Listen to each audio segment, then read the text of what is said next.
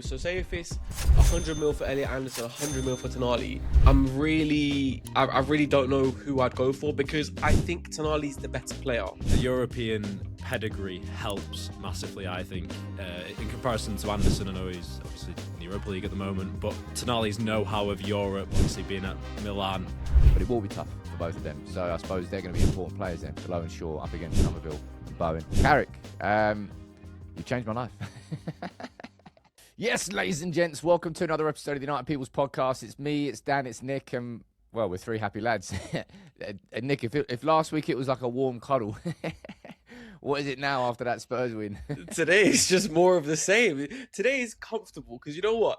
There was only there was a 10-minute period where I was a little bit worried because we weren't taking our chances. Other than that, I never thought, and it never felt like we weren't going to win that game. Obviously, the red card helps, but I never felt we weren't going to win. It's a beautiful feeling, right? We're going to run through that Spurs game. Obviously, we'll speak about the goals, speak about the performances, speak about, funny enough, Bruno, again, my guy. We're also going to speak about the results this weekend, what's happened in the Prem. Going to talk about the Sandro Tonali links, because I think that's quite interesting, coming out from the Telegraph. I'm quite liking these. And then we'll preview the West Ham game, because we played them on Tuesday night. So then we don't have a game, 13 days, I think, after West Ham, before Everton. Can we make it 5 from 5? I hope so. But let's speak about Spurs, right?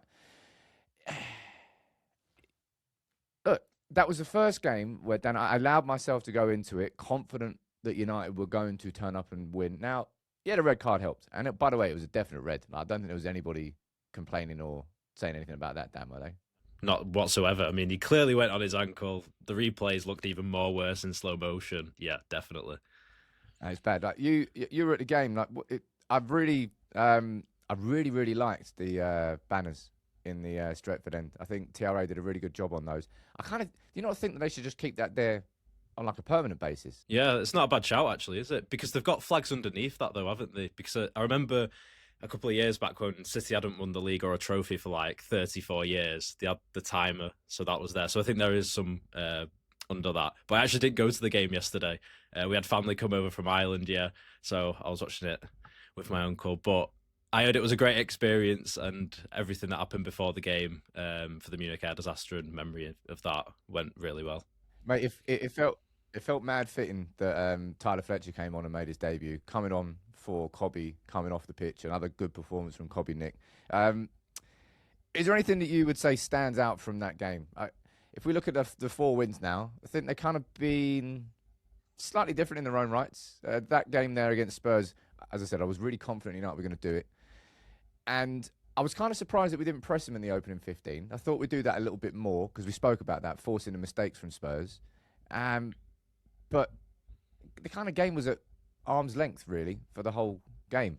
Even if Spurs got into it toward the second half, and I suppose there was, you're right, that 10-minute period where it felt like something might happen, but nothing did. Yeah, it was comfortable. Like you said, the red card helps. I think the thing that stands out for me is like just how fluid that front 4 is. Like at any given moment, any one of them can be in any one of the other person's positions. That's what it feels like. Ahmad is the only one who I would say is predominantly on the right wing and doesn't really leave that so often. But Mbumo, Cunha, Bruno, they are... I sound like the Arab commentator there for a second. Next version. Got a remix on that. Yeah, well. I didn't even mean that. I really didn't. But they move and they're so fluid between the 3 of them that like it's almost like 2 false nines at times of Cunha and Bruno. It didn't feel like one was 100% the number 9 and one was the 10. They were kind of like sometimes there was one moment where Ahmad played the ball over the top. The ball went over the top to Ahmad. Ahmad touched it down and Bruno's the closest to him and Cunha's further back.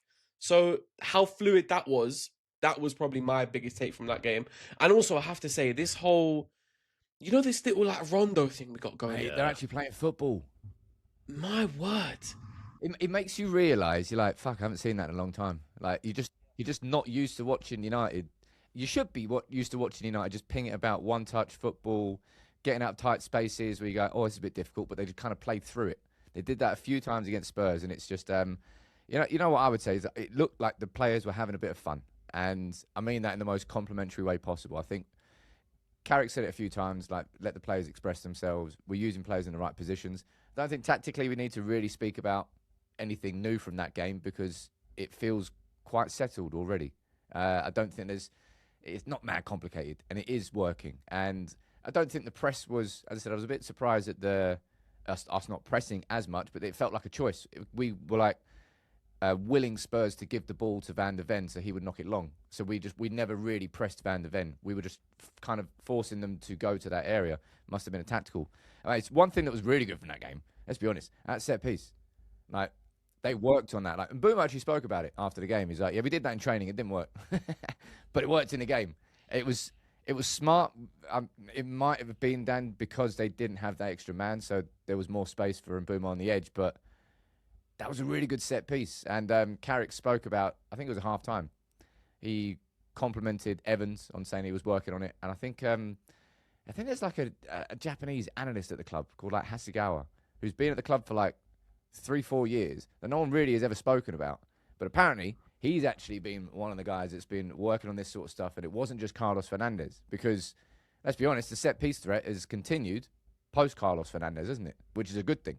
Whether they were working together or the Japanese guy was behind it mostly, the main thing is that we've still got him at the club. So to keep producing set-pieces like that, even now when Carrick's come in, is vital, because we've seen how big set-pieces are this season, and still to be second is huge. Kaita Hasegawa. There you go. Heard it here first. Hasegawa, right. Okay, so Hasegawa, right. Get a chance going. But yeah, that one yesterday, Mainu came out of nowhere. When Mainu, he just ran to the front post, I was like, what's going on here? We've got a sort of plan. Yeah, he was just kind of like lingering behind Vicario, and at the last second he just sprints forward. No one catches him, and I have to say as well that the finish from Mbeumo is so nice. Like, it's just calm, composed into the corner. Really, really nice. I think that's 10 for him now. I think that's 20 overall from, we were speaking about the total, what it's going to get to. We're hoping for 40, so we're halfway there now. And yeah, like, you know what I kind of want to focus on, mate? We are 5 points clear of the in the Champions League spots in the Prem. Liverpool lost to City, mate. That's a stupid little football club. But what the end of that game? Can we talk about that? Hold on, wait. Stupid little club. Which one? Yeah, straight in there with the uppercut. Bam! No one saw that coming. It's like Cobby behind Vicario. But mate, we're 5 points bloody clear.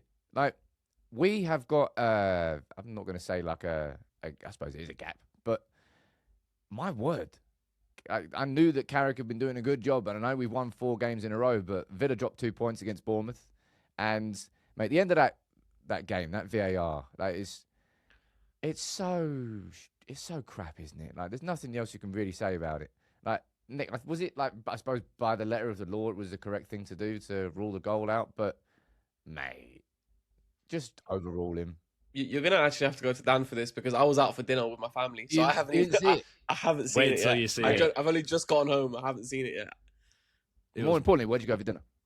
I know, a family dinner, like at my mum's. She cooked. That's fine. Very nice. Always does the business. But anyway, Dan, did you watch it? Yeah, that was mental. Like, just give the goal. Like, so basically, Nick, I'll tell you what happened, right? So the ball gets, Liverpool chasing the game at the end. Alisson's out of goal. The ball gets knocked like 40 yards, and it's just rolling in. And then Haaland's about to go there, and then Szoboszlai pulls him back. And then Haaland doesn't fall over, so then Haaland pulls Szoboszlai over. Then they both fall over, and the ball rolls in. But then VAR rolls it up and says, no, you need to... Szoboszlai stopped a goal-scoring opportunity, so he got a red card, and the goal got scrapped off. Whereas you should have just let the goal... They should have just let the goal go in, but this whole thing about playing advantage and playing on, if Szoboszlai's first committed the offence, I feel like it should be a goal anyway. And he can't... I mean, send him off by all means, but... Surely play advantage, no? That's what advantage is for. Who cares? Either way, Szoboszlai ended up getting a red, and then Liverpool lost. Shame. What a real shame. But yeah, mate, 5 points clear. And we've had I'm looking forward to that game. We still play Liverpool at Old Trafford, don't we? We play Chelsea at Stamford Bridge, right? When's the Liverpool game? 2nd of April, I think. Oh, look at it. That's going to be tasty. Look at the knowledge on him, by the way. He just knew that off the top of the dome. Man, it is. Do you know when you have May as well. I'm just looking now. It actually is. It's 2nd of May. Oh, I said April. Oh, did Oh, you? he's only halfway there. Okay, okay. Yeah, I knew it was a second Yeah. of something. A second But aside. do you know at the start of the season when it's like the main fixtures that you remember, and it's like Yeah. City at home, Liverpool at home, away obviously, and Leeds obviously. Yeah. That's going to be a fine. tasty game, that one, because it could well be. I suppose it won't just be for Champions League, because Imagine if we have the same amount of chances like we did at City at home against Liverpool, and we actually bury them. Oh, mate, we owe them about. I'm going to say like 5 humiliations. Yeah, I, I'd say talk so. about I'd the- agree. And you know what as well? Like, we're due a big score. Like, we're due a big hammering, because I feel like could have happened against Man City, should have happened. Could have happened yesterday against Spurs. Like, the Casemiro chance, the offside one. Like, we're due like a big 3-4-0 win. We need one of those. We've had 5 goals ruled out for offside against City and Spurs. That's mad, and some of them are actually quite close. The Mount one for me is still. That was a goal. Yeah, that should. Yeah, that should. That definitely should have. Mount.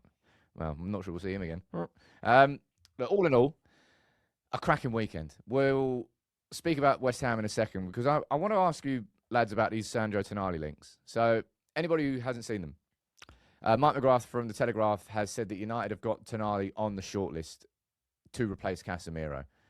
100 mil is the price tag being put alongside him. Now, you might turn your nose up at that, but realistically, Newcastle paid 55 mil for Tonali.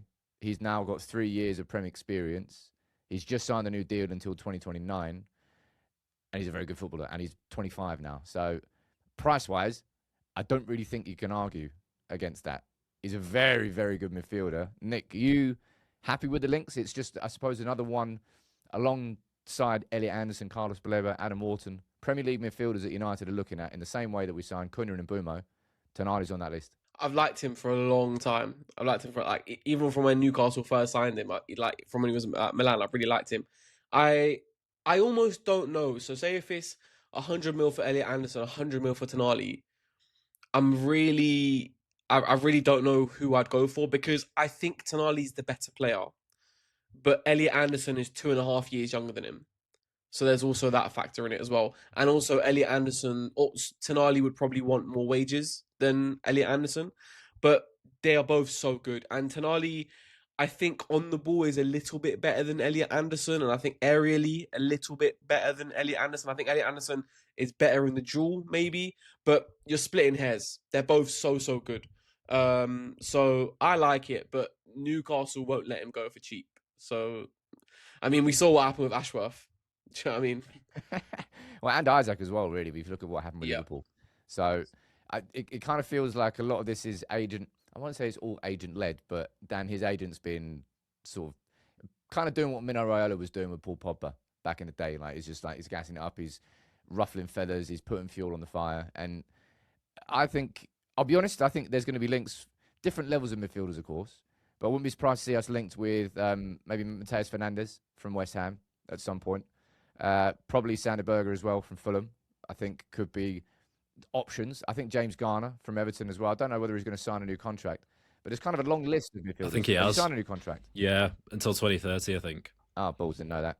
Well, maybe not then. But what's your take on these Tonali links? Is that a player that I suppose excites you? Yeah, it really excites me. A lot more than the others, because especially if we get to Champions League next season, the European pedigree helps massively, I think, in comparison to Anderson. I know he's obviously in the Europa League at the moment, but Tonali's know-how of Europe, obviously being at Milan. Newcastle, he's been there. They've not done so well in Europe, you could say, but coming to United and almost slotting into the midfield straight away when Casemiro comes out, that'd be a real game changer, I think. There's absolutely no. I already know the answer to this question, but I'm going to ask anyway, Nick. There's no chance that United sign Tonali and Anderson, is there? It's kind of one or the other. If United are able to get either of them, it's going to be one or the other, isn't it? Yeah, I feel like it's going to be one, but I think we get 2 midfielders this summer, because I just think we need the bodies, and especially if we get European football, we definitely need the bodies.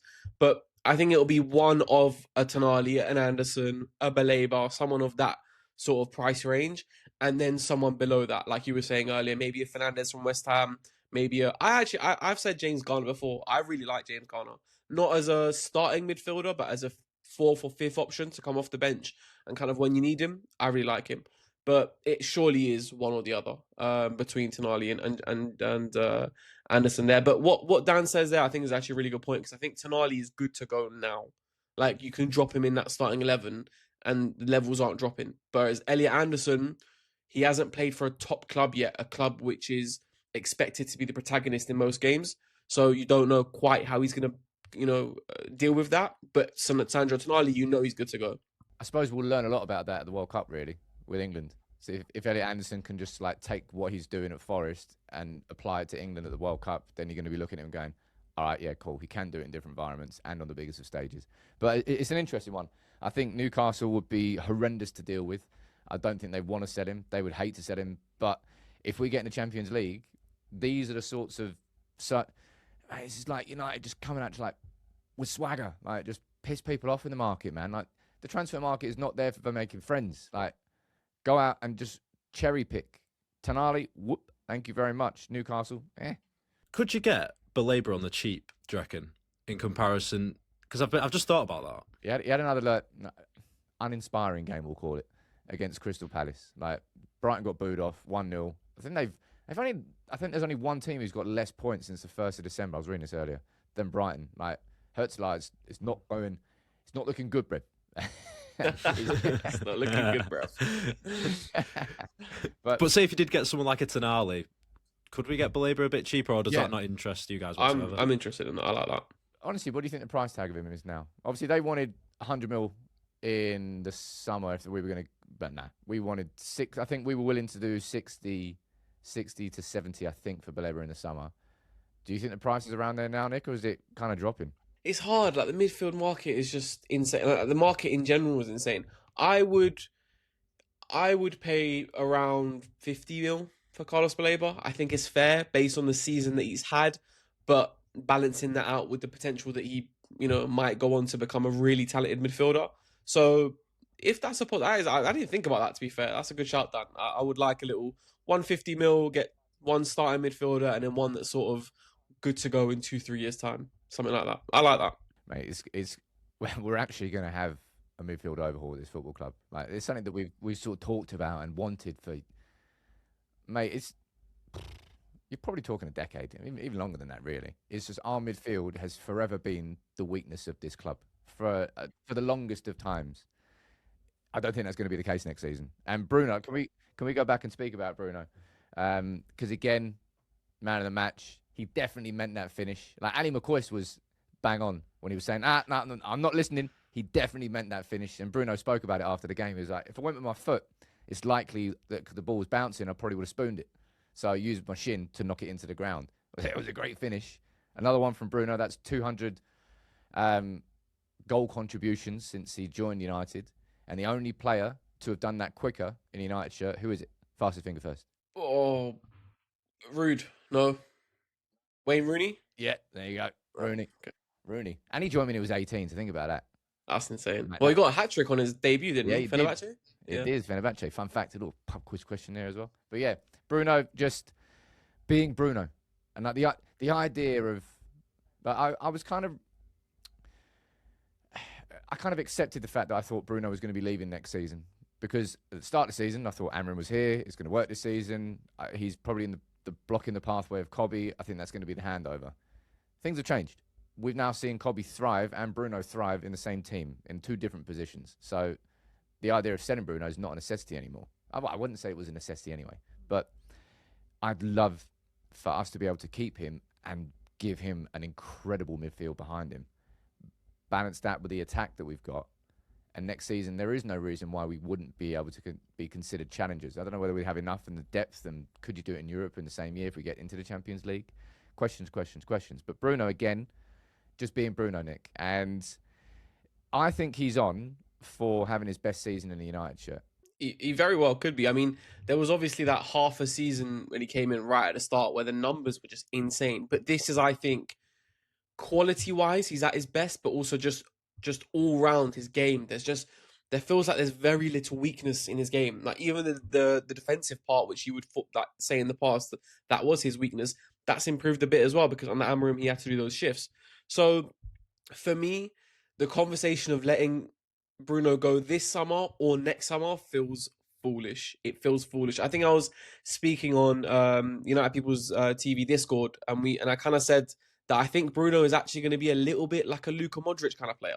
Like, I expect this guy to, even at 36, 37, to still be putting in a level of performance that is still respectable. So he's 31 now.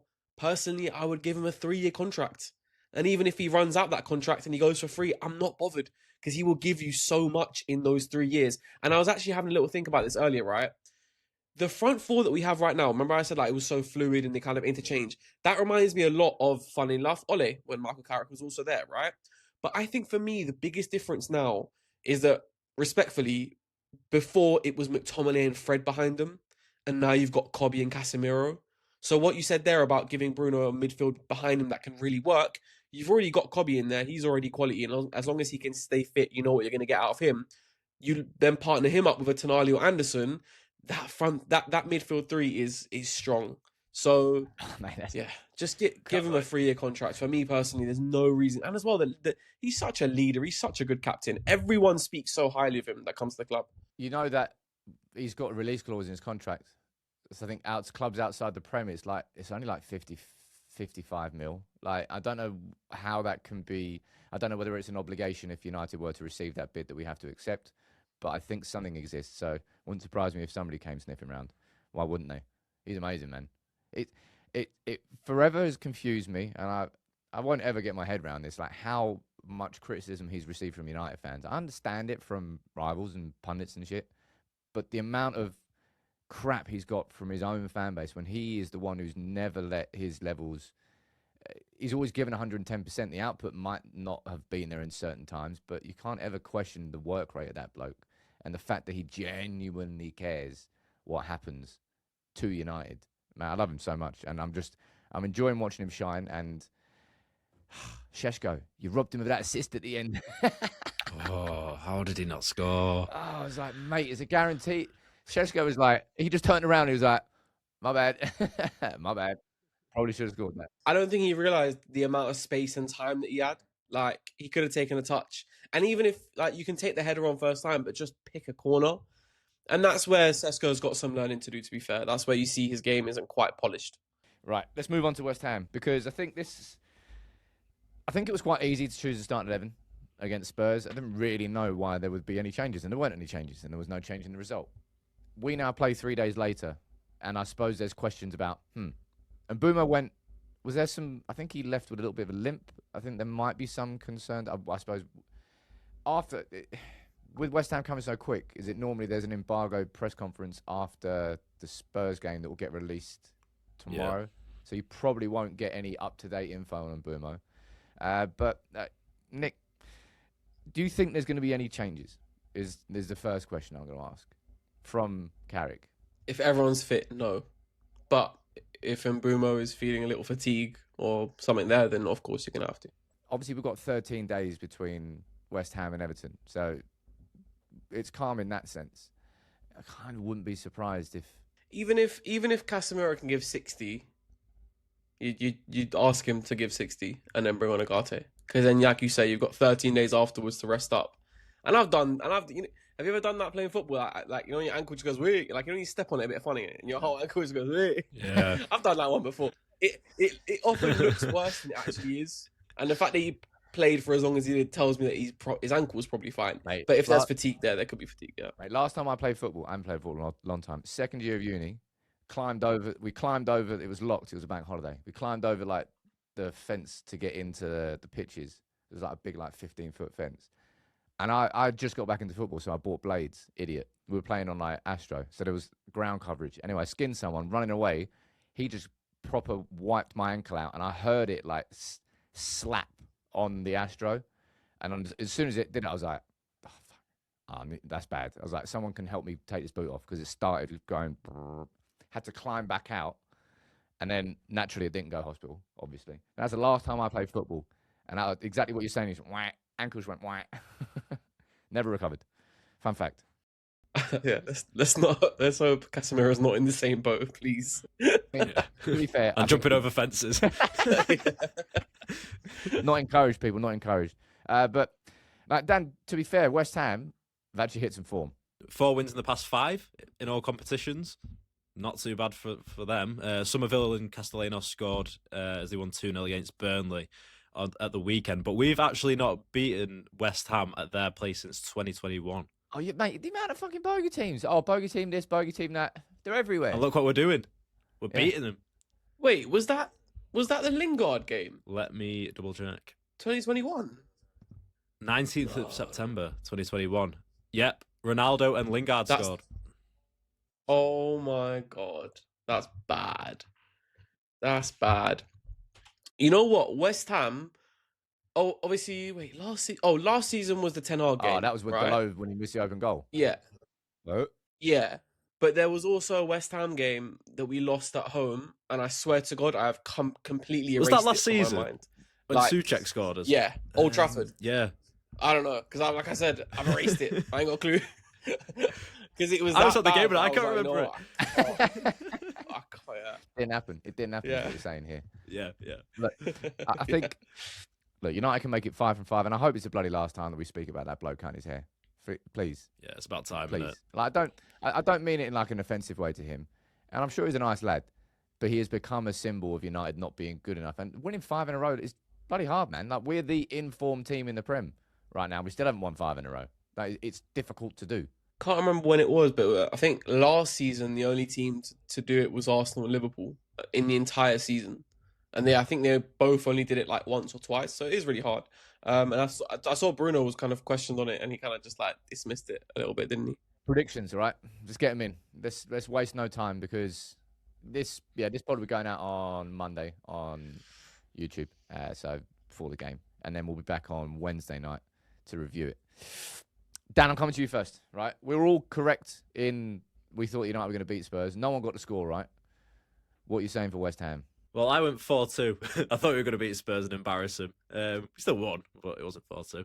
So I'm going to go for a bit of a lower score this time. I reckon it's going to be 2-0 United. I'm expecting us to keep a clean sheet, even though West Ham have been in good form.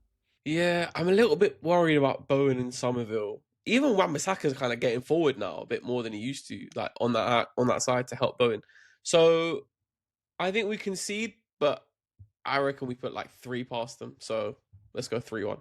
I think that's a good point there about Bowen and Somerville. I actually gave props to Shaw and Delot because I think, like, Delot, funnily enough, is a better fullback than he is a wingback. I mean, who'd have thought, right? As long as you don't really have any requirement for him to go forward that much, and you've got Ahmad in front of him, he's pretty good at doing a lot of the duties, if you want to call it that. Tucking in and being the third centre-back and Luke Shaw coming forward a bit more. But it will be tough for both of them. So I suppose they're going to be important players then. Delot and Shaw up against Somerville and Bowen. I think I'm going to go for a 2-1 United. I think it's going to be the hardest game. No, I won't say the hardest game. But I think West Ham are going to be good. I think we should have enough just in how we're playing right now. But yeah, I don't think it's going to be a blast of a game. I think it's going to be a tough one. But I'm going to say United have got enough because why not? We've won 4 in a row. Why wouldn't we be going into every game full of confidence?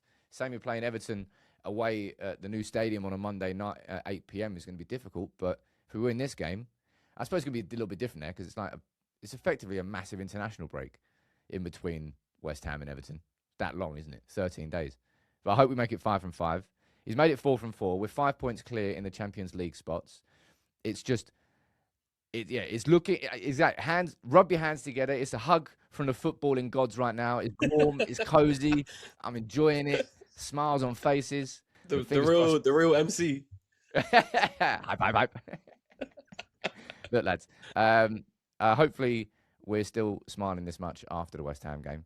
We'll be back. If you enjoyed the pod, please do leave a 5-star review wherever you're listening to us. And we'll see you in the next one.